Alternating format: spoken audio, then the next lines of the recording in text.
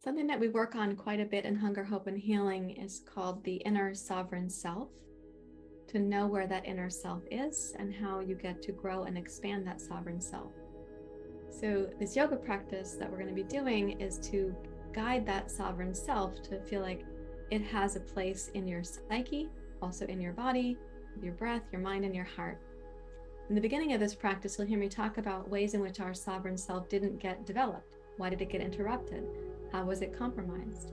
And how yoga practice can help us to bring that back into this clear, wise, inner sovereign self. Okay, I'm looking forward to sharing the practice with you. So let's get into that. See you there.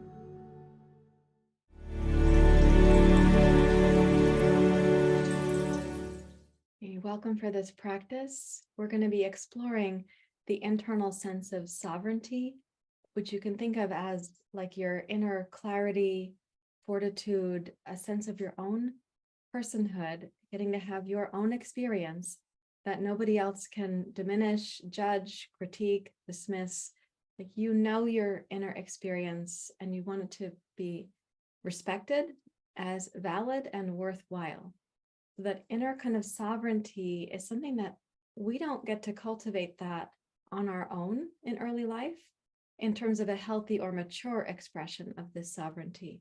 We might develop it as a kind of guarded or decidedly independent stance, but that would be in reaction to what is happening in our environment.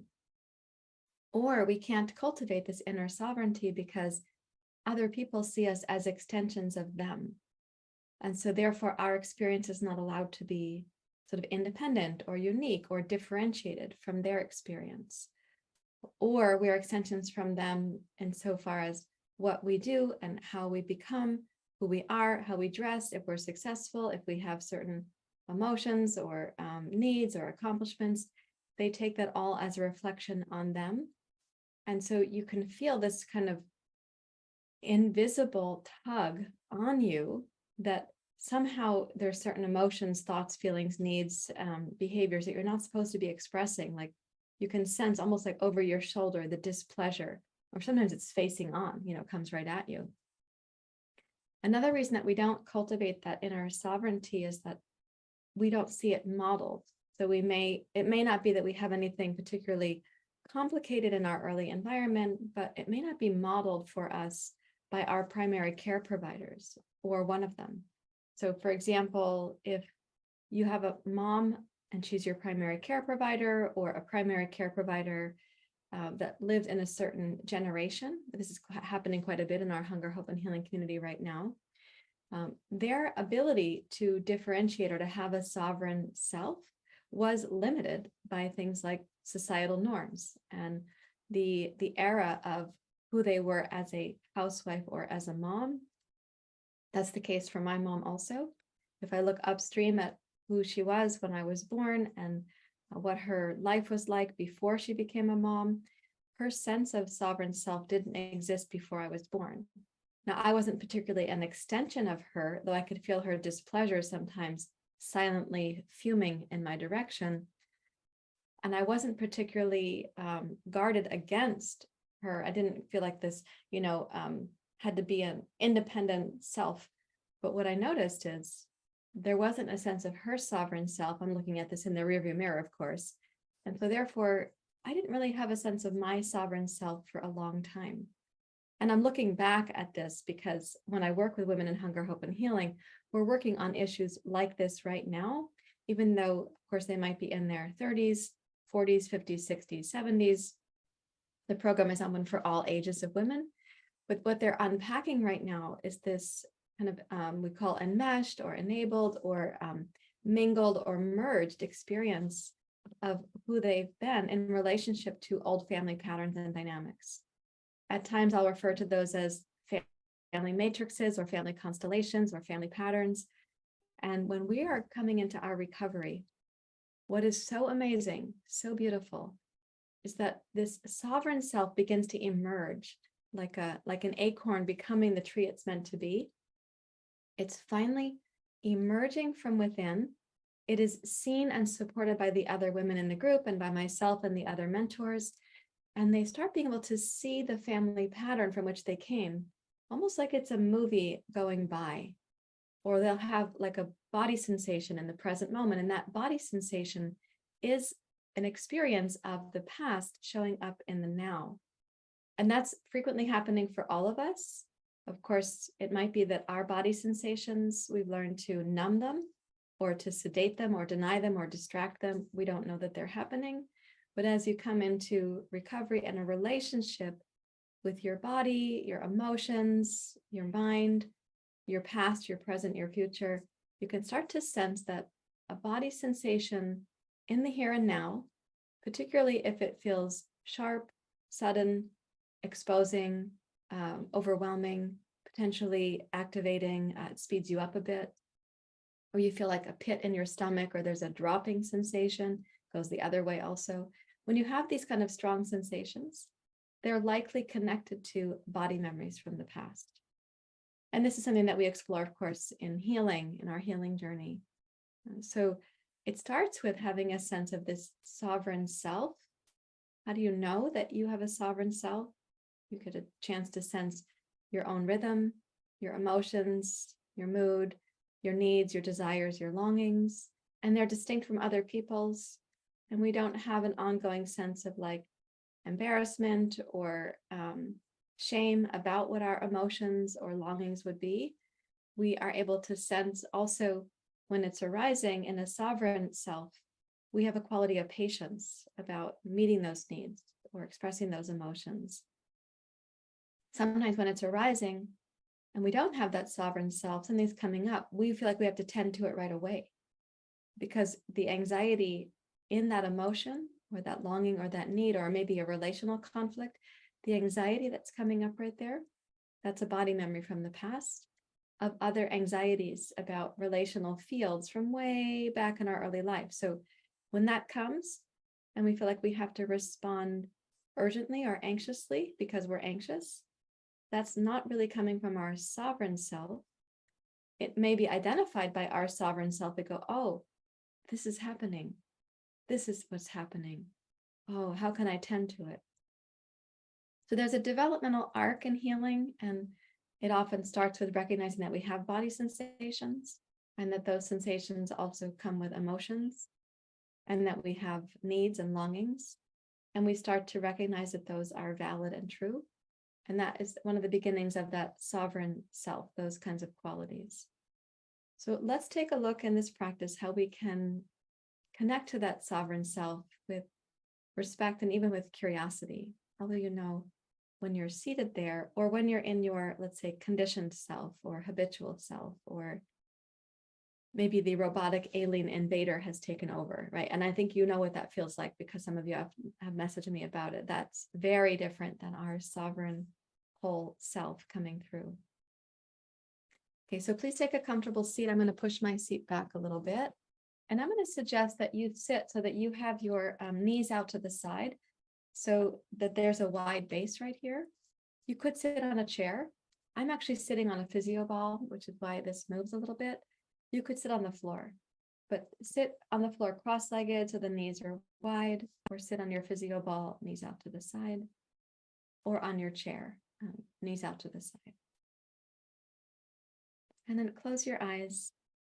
Appreciate yourself for making it through this little dialogue I just gave, the discussion. And let your body take in what I was talking about, listening more for opportunity versus apprehension. Listen for opportunity, the opportunity to know your inner sovereign self.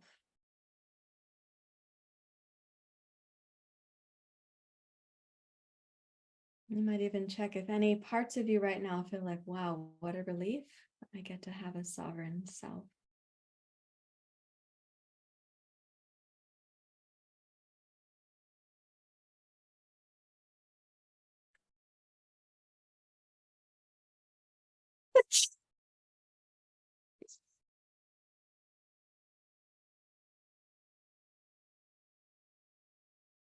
Now allow your breathing to drop down, and you could think of the breath a little bit like it's going to corkscrew down to help you come into your body, coming down from the mind or the whirling nature of thoughts, let your breath bring you down into your body.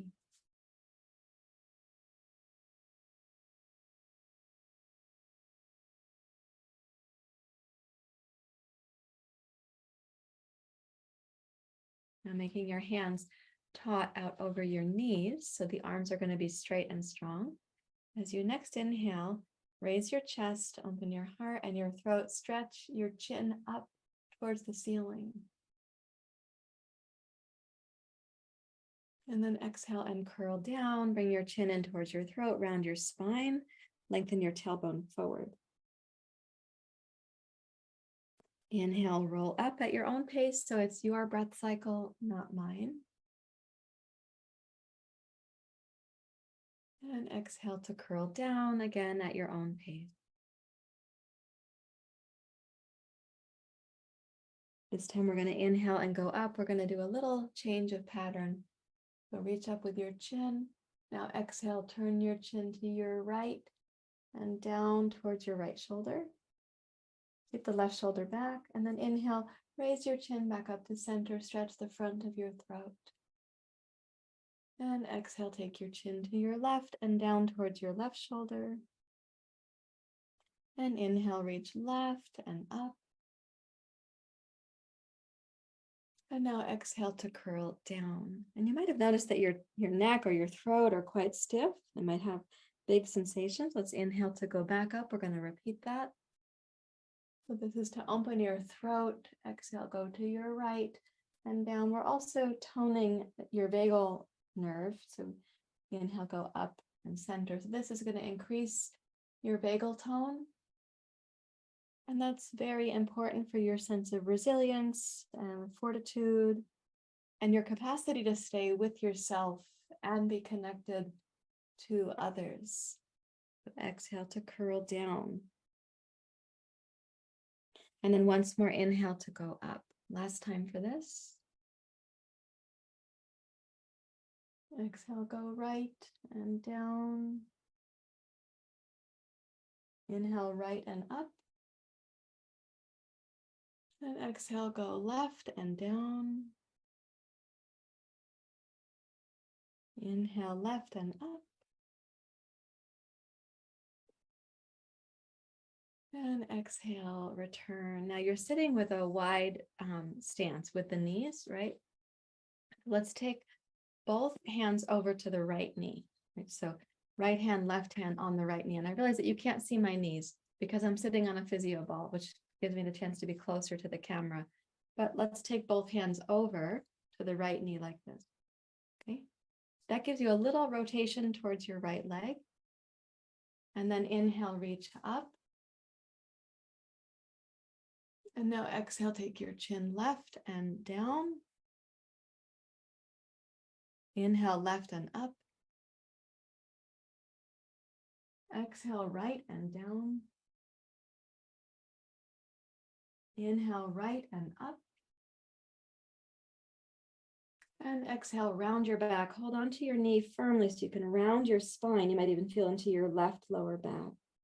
And then inhale, bring your chest and heart forward and up. And exhale, left and down with your chin. Inhale, left and up. Exhale, right and down. Inhale, right and up. And exhale, curl. Okay, return to center. Now, you might have felt like you didn't have a lot of range of motion when we went in that direction. That's okay. We're going to be increasing range of motion and circulation. So notice right now, how are things different right to left? And then take your left hand and your right hand over your left knee. Yeah. And inhale to go up. We're going to exhale right and down. Okay, inhale right and up. Exhale left and down. Inhale left and up. Exhale, curl your spine down. Inhale, roll through. So open, lift your chest, your heart, open your throat. And exhale, right and down. Inhale, right and up. And exhale, left. Left and up.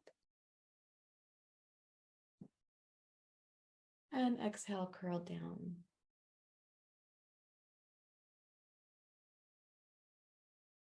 Okay, rotate back to center.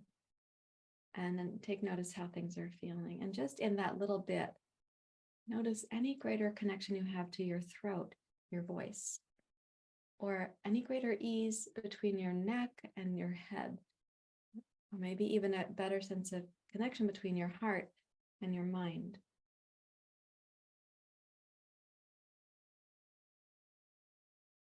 Also ask, is it possible now that your breath is dropping down more into the abdomen or the pelvis? So we're going to give your breath now a chance to actually go further down by using a technique. It's called the straw exhale. We exhale out through pursed lips, and that helps us to have the exhale be longer, slower, and it uses the low belly and the abdomen, the transverse abdominis especially, to help the exhale move the diaphragm back up to its like home base here.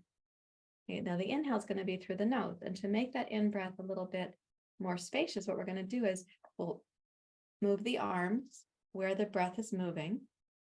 And so the inhale actually begins in the low belly, pelvis, mid-torso, then your upper chest and heart.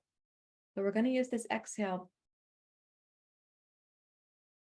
to blow out really slow on the exhale. When we do that, the hands are going to come down in front of the heart. So you're arriving like, yeah, I get to be a sovereign self. It's like a declaration to yourself. Okay, so turn your palms out to the side. Breathe in through your nose. First the pelvis and the low belly, then the mid-torso, and then your upper chest and heart. And then exhale.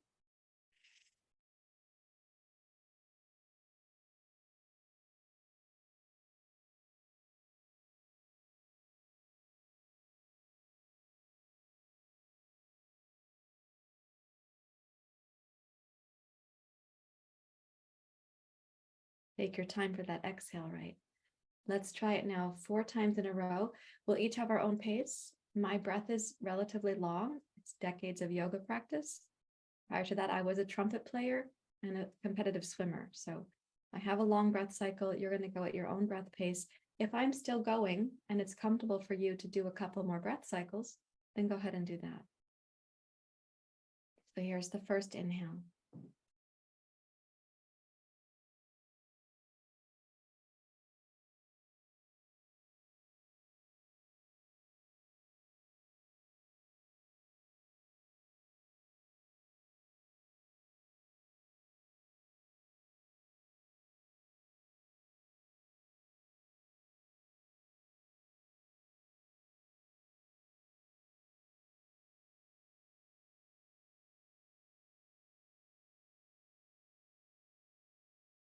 Remind yourself to breathe in each third of the torso.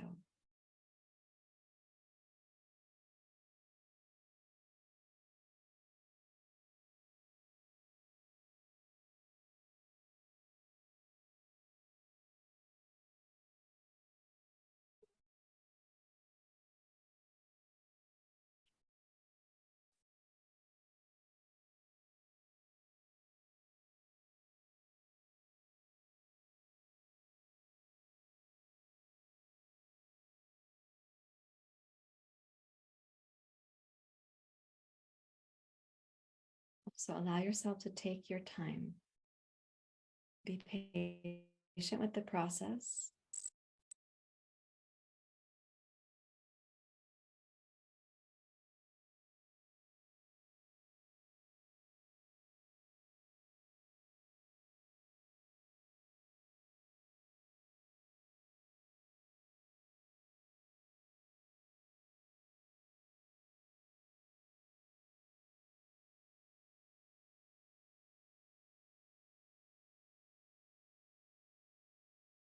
And I'll do one more. Of course, you may continue.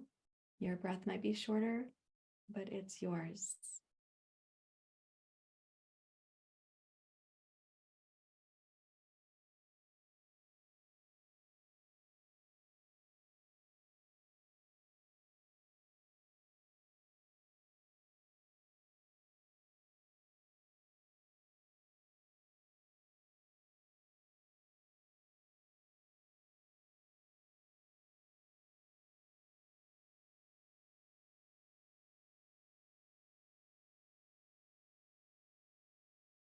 And then rest your hands in your lap and let yourself be in the, hopefully, the quiet echo that follows that practice.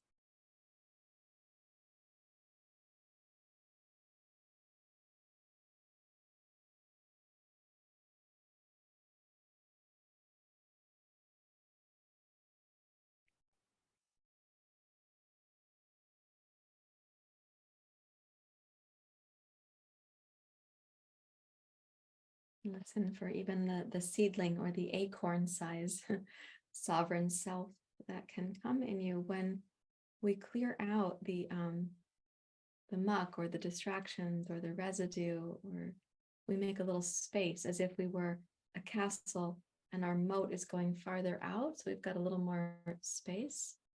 Then that inner seedling or the acorn size self gets to start moving into the shape of your sovereign self. So notice whatever's happening right now.